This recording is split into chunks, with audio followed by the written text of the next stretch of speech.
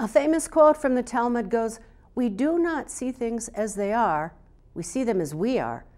This has more than psychological implications. While most people's brains are similar enough to be considered neurotypical, some of us are wired differently. Daily life can be a challenge for those on the autism spectrum. Author Cliff Meloy of Casper has just written a book called Life and Spectrum. It's a first-hand account of what it's like to live with Asperger's. Meloy joined our Leslie Wagoner earlier to describe how his cognitive processes are different from what most people experience. I want to ask you, first of all, on your website, you write that you peaked, your life peak was at 5 years old. What did you mean by that?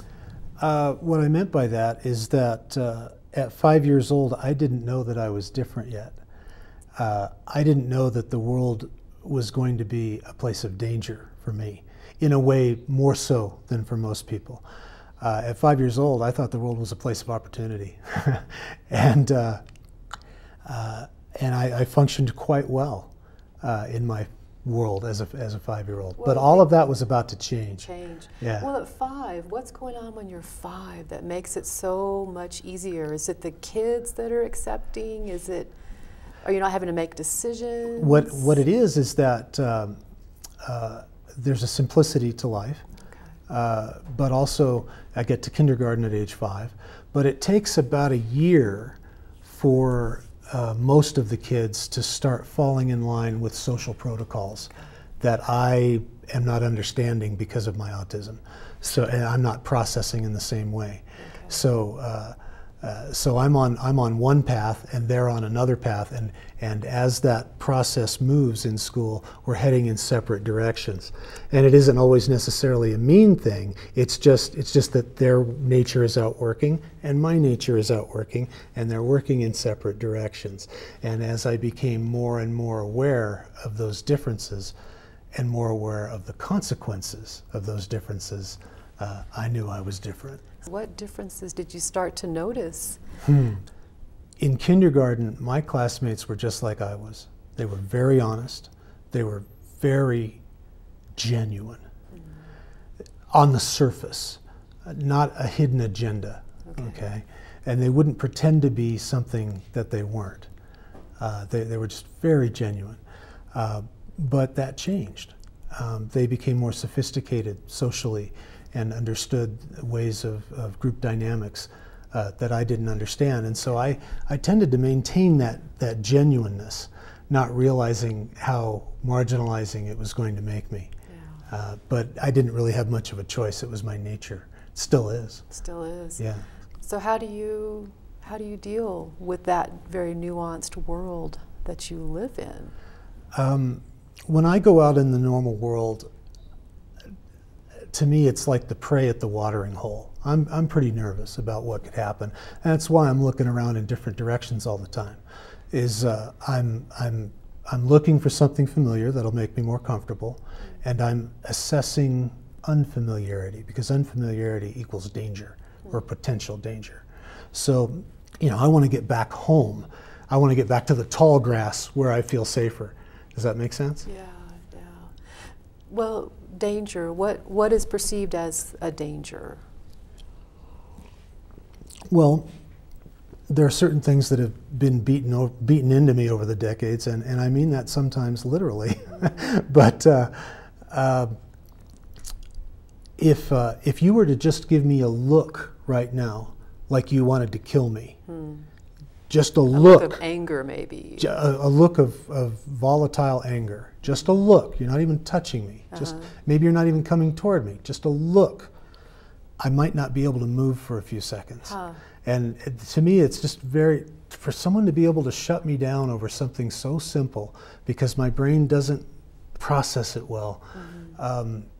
That's a fairly small thing. And there are bigger things. Bigger things. Yeah. Well, we talked a little bit about driving and just all the sensory things happening. Okay. Yeah, and that, I guess, is along the same lines of dangers. It has to do with multitasking with driving, because I'm not good at multitasking. I'm good at focusing on one thing. One thing, okay. Because my brain doesn't like to multitask, and different types of sensory things. So if you were to touch me and look me in the eye and say, "Hi, Cliff, how are you doing? Would you like to go to Dairy Queen? And then maybe we'll go see a movie. Would you like that?"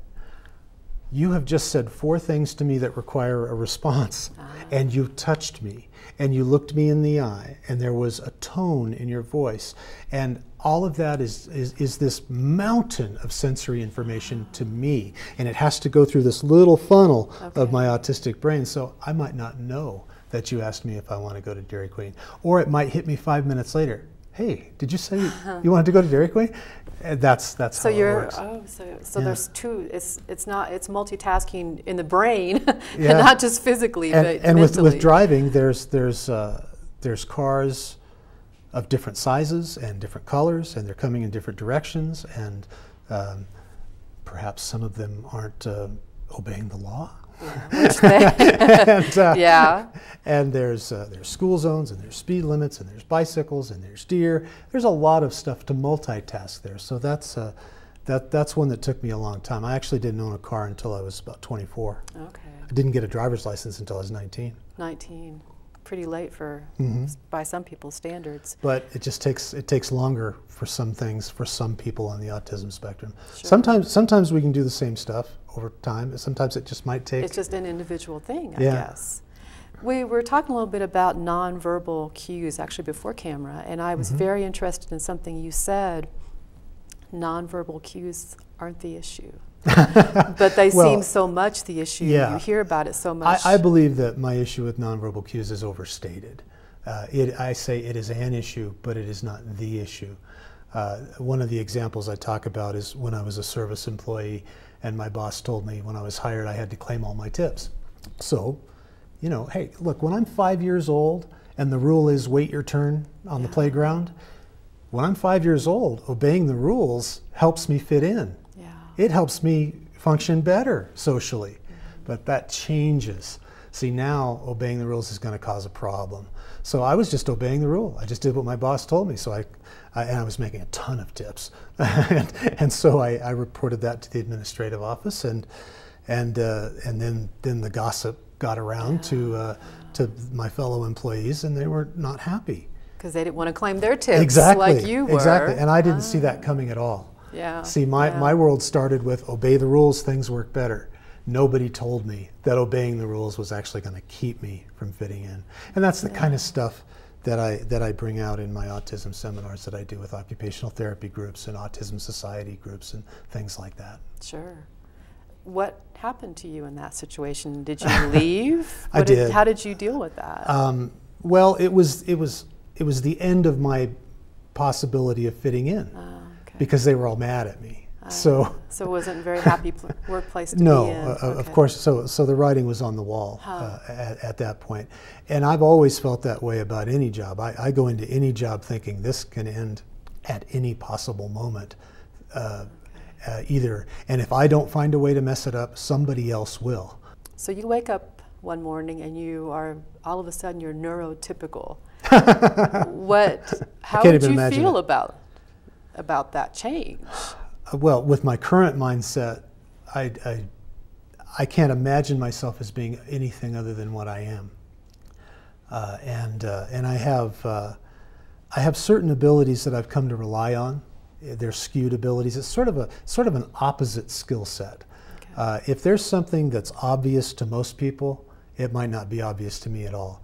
And if there's something that's obvious to me, maybe nobody else in the room has a clue. It's very much an opposite kind of skill set, and but I've gotten used to it, and I rely on it.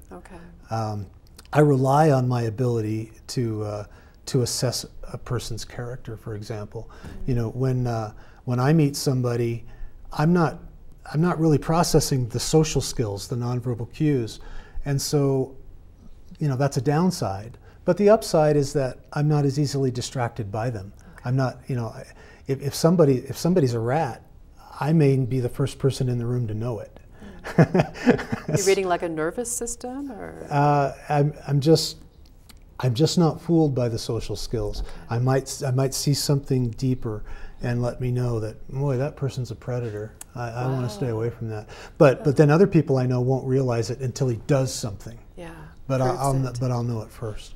There's And a lot of parents will tell you that their kids will know that one of their friends is a weasel, but they didn't realize it until later. Very young kids. There's one last thing I want to ask you about, and that is the cover of the book Life in Spectrum. Sure. And we're looking at a kid with goggles on. He's riding a bike. Yeah. Why this photo on the cover? What does this represent to you? I have a lot of memories of riding a bicycle when I was a kid. It was the magic of it is it's an activity that's great, and it's something I can do alone. And to a person with autism, being able to do something cool and by myself, that's the best. I didn't have much of a need to participate, but I did have a need to observe. And with the bicycle, the horizon is expanded for my need to observe. I can go anywhere. I can see wildlife. I can see people from a distance. I can see whatever I want to see. And that idea of a kid who's focused and purposed and off on his own journey on his bicycle, I think we've all known a kid like that. And some of us used to be a kid like that. And I'm guilty of still being a kid like that. Well, Cliff, thank you. This has been a wonderful interview. I appreciate you taking the time. Thank you. Meloy's book, Life in Spectrum, is required reading in the Masters of Occupational Therapy program at the University of North Dakota.